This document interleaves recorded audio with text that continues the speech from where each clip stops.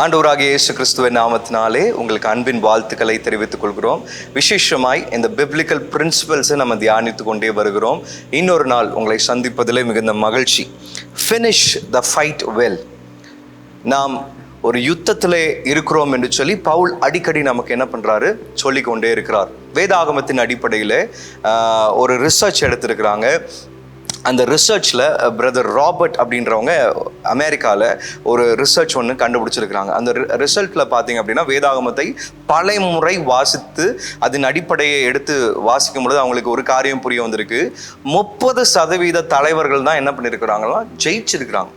ஆண்டவரால் அழைக்கப்பட்டு தெரிந்து கொள்ளப்பட்ட ஒரு 30% தலைவர்கள் தான் ஜெயிச்சிருக்காங்க. தன்னுடைய அழைப்பு, தன்னுடைய ஓட்டம், தன்னுடைய ஆண்டவர் தனக்கு கொடுத்ததான அந்த ப்ராமிசஸ், இது எல்லாமே. உதாரணத்துக்கு நீங்கள் பார்த்தீங்க அப்படின்னா நோவா தேவன் தனக்கு கட்டளையிட்டபடியெல்லாம் என்ன பண்ணாராம் செய்து முடித்தார் என்று சொல்லி சொல்லப்பட்டிருக்கிறது. நோவானுடைய வாழ்க்கையை பார்ப்போம். அப்போ இந்த அடிப்படையில் நம்ம பார்க்கும்போது நிறைய தலைவர்கள் கர்த்தரால் அழைக்கப்பட்டிருக்காங்க. ஆனால் நிறைய பேர் என்ன பண்ணலை, கம்ப்ளீட் பண்ணலை தன்னுடைய ரேஸை அப்படின்னு சொல்லி பார்க்கணும். ஆனால் ஆண்டவர் நமக்கு வலியுறுத்துகிற காரியம் என்ன அப்படின்னு சொல்லி பார்த்தீங்கன்னா, நல்ல போராட்டத்தை போராடினேன், ஓட்டத்தை முடித்தேன், விசுவாசத்தை காத்து கொண்டேன் என்பதுதான் பவுலனுடைய ஒரு பெரிய டீச்சிங்காகவே இருக்கிறது என்று சொல்லி பார்க்குறோம். இப்போ இன்றைக்கி நம்ம ஆண்டவரத்தில் நம்ம கற்றுக்கொள்ளக்கூடிய காரியம் என்ன அப்படின்னு சொல்லி பார்த்தீங்கன்னா, ஆண்டவரே எப்படி என் ஓட்டத்தை நான் நிறைவோடு முடிப்பது அப்படின்ற ஒரு சில காரியத்தை யோசுவாவுடைய லைஃப்ல இருந்து நம்ம கற்றுக்கொள்ள போகிறோம். ஏன்னா யோசுவாவோட லைஃப்பை பாருங்கள். யோசுவா he was not a first கம்பெட்டிட்டர் என்று சொல்லி பார்க்கணும். ஆண்டவரால் நேர்முகமாய் அழைக்கப்பட்ட ஒரு மனிதனாக யோசுவா தெரிந்து கொள்ளப்படலைன்னு சொல்லி பார்க்குறோம். யோசுவா மோசேயுடைய நிழல்லையே வளர்றாரு அப்படின்னு சொல்லி பார்க்குறோம். ஒரு இடத்துல நம்ம வாசிக்கிறோம், மோசேயை கர்த்தர் மேலே வர சொல்கிறாரு. அதுக்கப்புறம் அதுக்கு கீழே யோசுவா ஒரு ஃபியூ கிலோமீட்டர்ஸ் தாண்டி யோசுவா அந்த இடத்துல நிற்கிறாரு. யோசுவாவுக்கு ஒரு ஃபியூ கிலோமீட்டர்ஸ் தாண்டி 70 தலைவர்கள் அந்த இடத்துல நிற்கிறாங்க. அவங்களுக்கு ஒரு ஃபியூ கிலோமீட்டர்ஸ் தாண்டி ஜனங்கள்லாம் கீழே சீனாய் மலை கீழே இருக்கிறாங்க அப்படின்னு சொல்லி பார்க்குறோம். பாருங்க, மோசே கர்த்தரோட பேசி கொண்டிருக்கிறார் இல்லையா? கீழே இருக்கிற 70 தலைவர்கள் ஒருவேளை அவங்களோடு கூட பேசி கொண்டிருப்பாங்க. இன்னும் ஜனங்கள்லாம் அவங்களோடு கூட இருப்பாங்க அப்படின்னு சொல்லி பார்க்குறோம். ஆனால் ஒரு மனிதன் தனியாக மோசேக்கு கீழே கொஞ்சம் ஃபியூ கிலோமீட்டர்ஸ் கீழே தனியாக ஒரு மலையில் உட்காந்து ஜோம் பண்ணிக்கிட்டு மட்டும் இருக்கிறார். தேவன் அவரோடு கூட அந்த டைமில் பர்சனலாக பேசலை, ஆனால் அவர் தேவனோடு கூட என்ன பண்ணியிருக்காரு, பேசி கொண்டிருக்காரு. 70 தலைவர்களோட யோசுவா இல்லை அப்படின்னு சொல்லி பார்க்குறோம். See the heart of the man அப்படின்னு சொல்லி பார்க்குறோம். இன்னொரு இடத்துல சொல்லப்பட்டிருக்கிறது, ஆசரிப்பு கூடாரத்தை விட்டு நீங்காமல் இருந்தார் என்று சொல்லி சொல்லப்பட்டிருக்கிறது. See the love that he had for God. ஆனால் ஆண்டவர் மேலே யோசுவாவுக்கு இருந்த அந்த ஒரு நம்பிக்கையும் அந்த ஒரு டிரான்ஸ்ஃபர்மேஷனும் நம்ம பார்த்தோம் அப்படின்னா, யோசுவா ஒரு பெரிய ஒரு பிரளயத்தை ஒரு பெரிய ஒரு தலைமைத்துவத்தை நமக்கு காண்பிக்கிறார் அப்படின்னு சொல்லி பார்க்குறோம். யோசுவா தன்னுடைய வாழ்க்கையை முடிக்கும் போது யோசுவா எப்படி முடிக்கிறாரு பாருங்களேன். நானும் என் வீட்டாருமோ வென்றால் கர்த்தரை சேவிப்போம். My life, my entire life, எனக்கு தெரியல மற்றவங்க எப்படி அதை முடிக்க போகிறாங்கன்னு எனக்கு தெரியல, என்னை சுற்றி இருக்கிற ஜனங்க எப்படி முடிக்க போகிறாங்கன்னு எனக்கு தெரியல, பட் நானும் என் வீட்டாரும் வென்றால் கர்த்தரையே நாங்கள் தொழுது கொள்வோம். He finished his leadership, he's finished his calling well அப்படின்னு சொல்லி பார்க்குறோம். யோசுவா தன்னுடைய வாழ்நாள நல்ல முடித்த ஒரு தலைவனாக அவர் நமக்கு இருக்கிறார் அப்படின்னு சொல்லி பார்க்குறோம். சரி, யோசுவா முடிக்கிறதற்கான காரணம் என்ன அப்படின்னு சொல்லி நம்ம ஒவ்வொரு காரியமும் நம்ம வாசிக்கும் பொழுது 10ஆம் அதிகாரத்தில் வரும் பொழுது ஒரு அடிப்படையான ஒரு பிரின்சிபலை நம்ம யோசுவானுடைய லைஃப்ல இருந்து நம்ம என்ன பண்ணுறோம், கற்றுக்கொள்கிறோம் இல்லையா? அவர் என்ன செய்தார் அப்படின்னு சொல்லி பார்த்தீங்கன்னா, அந்த இடத்துல 10ஆம் அதிகாரம் 21ஆம் வசனம் துவக்கி 43ஆம் வசனம் வரைக்கும் நீங்கள் வாசிங்க அப்படின்னா, victory is not complete until the enemy is removed.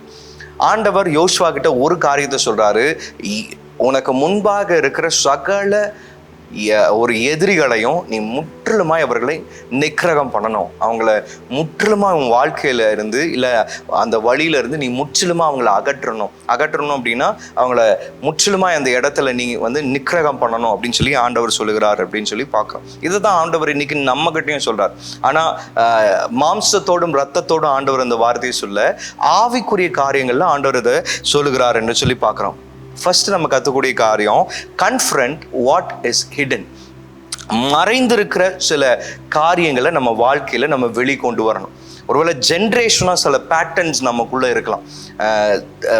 ஒரு ட்ரெடிஷ்னலாக சில காரியத்தை நம்ம ஃபாலோ பண்ணிக்கிட்டு இருக்கலாம். நம்ம அப்பா செய்தார், தாத்தா செய்தார், அதை நானும் செய்கிறேன்.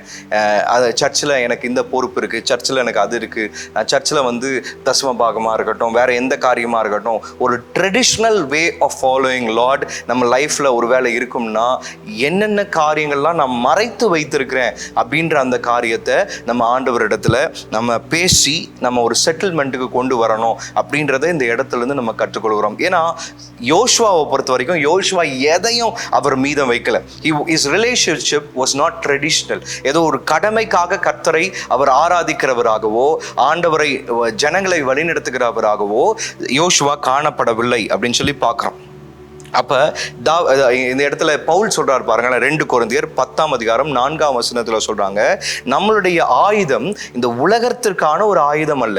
நம்முடைய ஆயுதம் எப்படிப்பட்டதான ஒரு ஆயுதம் அப்படின்னு சொல்லி பார்த்தீங்கன்னா, அரண்களை நிர்மூலமாக்கக்கூடிய ஒரு ஆயுதமா நம்மளுடைய ஆயுதம். அப்போ அரண்களை நிர்மூலமாக்கணும், ஒரு ஸ்ட்ராங் ஹோல்ட்ஸை கீழே கொண்டு வரணும்னா என் வெப்பன் எப்பேற்பட்டதான ஒரு வெப்பனாக இருக்கணும் அப்படின்னு சொல்லி பார்த்தீங்கன்னா, மறைந்திருக்கிறத எல்லாத்தையும் ஆண்டவர்கிட்ட சரண்டர் பண்ணுகிற ஒரு வெப்பன் எனக்கு இருக்கணும் அப்படின்னு சொல்லி பார்க்குறோம். எல்லாம் மறைந்திருக்கிற என் வாழ்க்கையில் எந்தெந்த இடத்துல ஒளிப்பிடங்கள் இருக்கிறதோ, ஒளிப்பிடத்தில் நான் தேக்கி வைத்திருக்கிற சில காரியங்களை ஆண்டவர் இடத்துல கொண்டு வந்து கன்ஃபஸ் பண்ணணும் அப்படின்னு சொல்லி பார்க்குறோம்.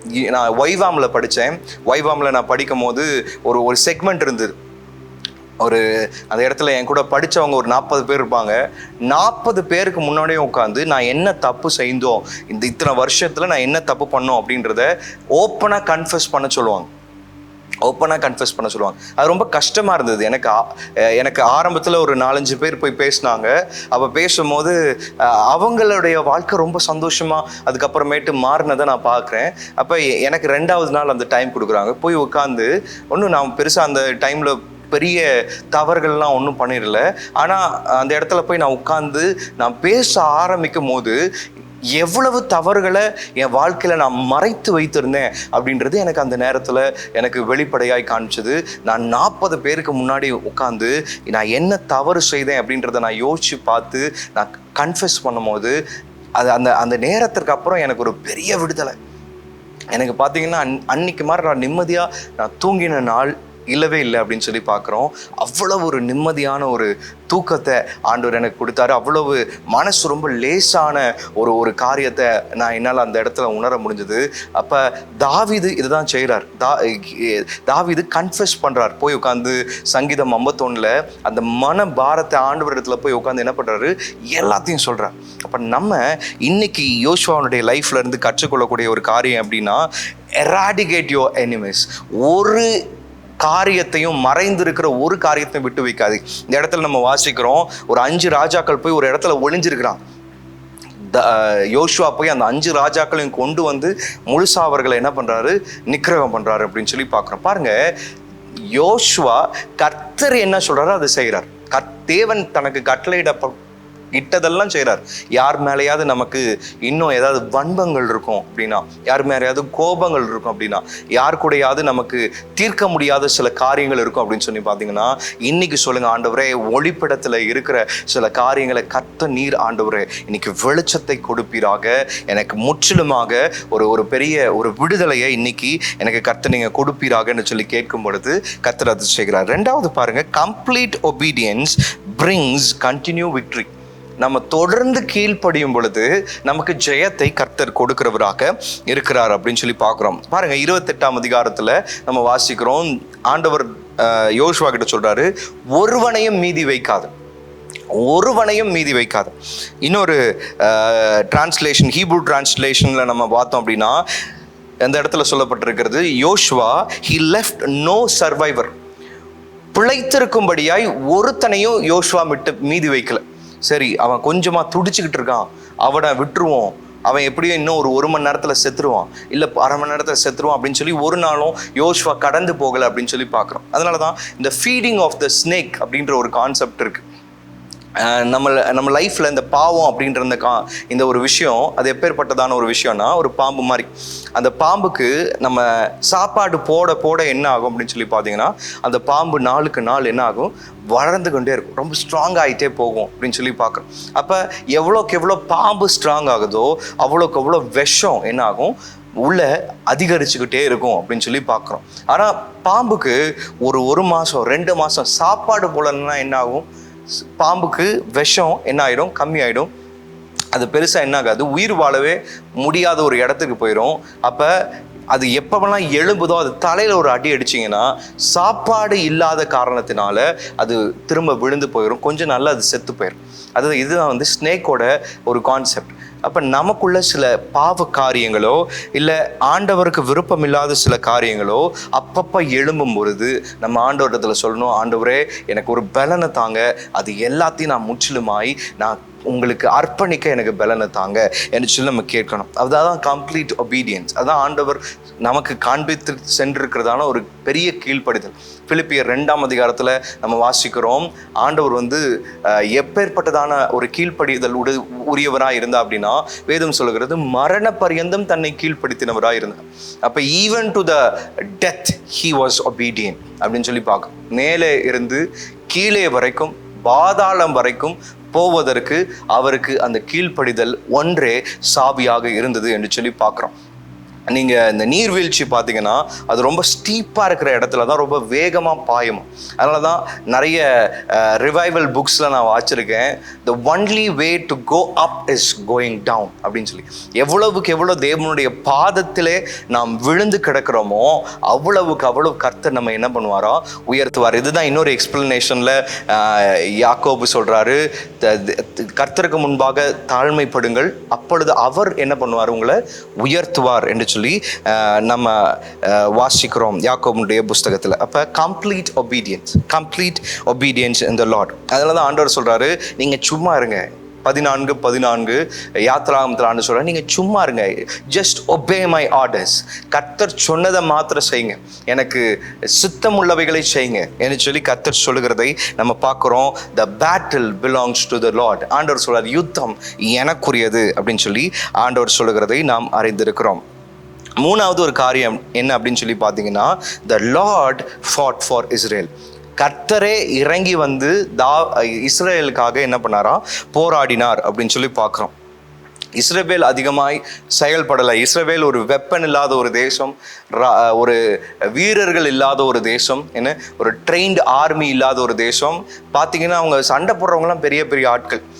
எகிப்த சேனைக்கு எதிராக சண்டை போடுறாங்க, எரிகோக்கு போய் முன்னாடி நின்று சண்டை போடுறாங்க, 7 ஜாதிகளுக்கு முன்னாடி சண்டை போடுறாங்க.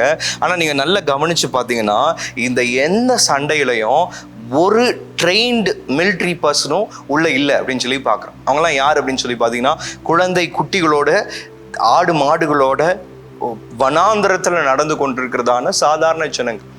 அப்போ அவங்கள தான் கர்த்தர் எடுத்து பயன்படுத்துகிறார். இன்னைக்கு புதிய ஏற்பாட்டில் இதை நம்ம எப்படி கற்றுக் கொடுக்குறோம் அப்படின்னு சொல்லி பார்த்தீங்கன்னா, ஆவிக்குரிய ரீதியில் நம்ம ரொம்ப சாதாரணமான ஒரு பர்சனாக இருக்கிற நம்மளை கர்த்தர் வல்லமையாக எடுத்து பயன்படுத்துகிறார். இதை தான் நம்ம வாசிக்கிறோம். ஆண்டவர் யோவானையும் பேதுருவையும் தெரிந்து கொண்டார். அவங்க போய் நிற்கும் போது வேத பாரகர்கள்லாம் சொல்கிறாங்க, தே ஆர் அன்ஸ்கூல்ட், படிக்காத ஆட்கள், இவங்க கிட்ட பேசுகிற அளவுக்கு நமக்கு ஒன்றுமே இல்லை அப்படின்னு சொல்லி அவங்க சொல்கிறாங்க. அவங்க எப்படி ட்ரீட் பண்ணப்பட்டாங்கன்னா, தேவர் அன்ஸ்கூல்ட் அப்படின்னு சொல்லி ட்ரீட் பண்ணப்பட்டாங்க. அவங்கள தான் கர்த்தர் என்ன பண்ணாருன்னா, தேசத்தை ஆளுகை செய்கிறவர்களாக, ஆவிக்குரிய ரீதியில் ஆளுகை செய்கிறவர்களாக கர்த்தர் என்ன பண்ணார், அவங்கள வைத்திருந்தார் அப்படின்னு சொல்லி பார்த்தீங்கன்னா, ஒரே ஒரு காரியம்தான். பேதுரு போய் நின்று சொல்கிறாரு, என்கிட்ட ஒன்றும் இல்லைப்பா, என்கிட்ட கோல்டு இல்லை, என்கிட்ட சில்வர் இல்லை, என்கிட்ட எந்த பணங்களும் இல்லை, என்கிட்ட ஒன்று இருக்குது, ஐ காட் ஜீசஸ் நேம், என்கிட்ட இயேசுன்ற நாமம் இருக்கு. அப்போ தேவனே இறங்கி வந்து இஸ்ரவேலுக்காக என்ன பண்ணுறாராம், சண்டை போடுகிறார் என்று சொல்லி பார்க்குறோம், யுத்தம் பண்ணுகிறார் என்று சொல்லி பார்க்குறோம், அவர் வந்து நிற்கிறார் என்று சொல்லி பார்க்குறோம். அதனால தான் ரோமர் 8ஆம் அதிகாரத்தில் நம்ம வாசிக்கிறோம், கர்த்தர் நம் பட்சத்தில் இருக்கும் பொழுது நமக்கு விரோதமாய் நிற்பவர்கள் யார் அப்படின்னு சொல்லி நம்ம பார்க்கறோம். ஸோ நிறைய நேரத்தில் நம்முடைய பிரச்சனைகளாக இருக்கட்டும், நம்முடைய சூழ்நிலைகளாக இருக்கட்டும், நம்ம அமைதியாக இருப்பது கர்த்தர் நமக்கு கொடுக்கறதான ஒரு பெரிய அங்கீகாரம். காரணம், அவர் சண்டை போட ஆரம்பிக்கிறார். நிறைய நேரத்தில் நம்ம சண்டை போடும் போது ஆண்டவர் கை கட்டி வேடிக்கை பார்க்குறாரு. ஏன் அப்படின்னு சொல்லி பார்த்தீங்கன்னா, சரிப்பா நீ சண்டை போட்டு டயர்டாக அப்படின்னு சொல்லி ஆண்டவர் சில நேரத்தில் விட்டுறார். ஆனால் என்னைக்கு நம்ம கையில் இருக்கிற ஆயுதங்கள் எல்லாம் நம்ம கீழே போட்டுட்டு, ஆண்டவரே உங்களை நோக்கி என் கரங்களை உயர்த்துறேன்னு நம்ம சொல்கிறோமோ, அன்னைக்கு ஹீ ஸ்டார்ட்ஸ் த ஃபைட். அவர் நமக்காக யுத்தம் செய்ய ஆரம்பிக்கிறார் என்று சொல்லி பார்க்குறோம். பாருங்கள், யோசுவாவுடைய புஸ்தகத்தில் 3 காரியங்களை பார்த்தோம். Bring out what is hidden. எதெல்லாம் மறைந்திருக்கோ அதெல்லாத்தையும் வெளிக்கொண்டு வருகிற ஒரு பலனை கர்த்தர் நமக்கு கொடுக்கணும். 2வது, கண்டினியூஸ் ஒபீடியன்ஸ், தொடர்ந்து கீழ்ப்படுகிற ஒரு பலனை கர்த்தர் நமக்கு தரணும். கடைசியாக, போராடுகிறது நாம் அல்ல, கர்த்தரே நமக்காக போராடுகிறார் என்ற எண்ணம் நமக்கு தேவன் இன்னைக்கு கொடுக்கணும். இதுதான் 3 பிரின்சிபிளை நம்ம யோசுவானுடைய லைஃப்ல நம்ம கற்றுக்கிறோம். ஸோ தொடர்ந்து கர்த்தர் உங்களை ஆசீர்வதிப்பாராக. உங்களை கர்த்தர் நிச்சயமாய் இந்த காணொளி நிமித்தமாய் கர்த்தர் ஆசீர்வதிப்பார். தொடர்ந்து ஜெபம் பண்ணிக்கொள்ளுங்க. தேவன் தாமே உங்களை ஆசீர்வதிப்பாராக. ஆமென். God bless you.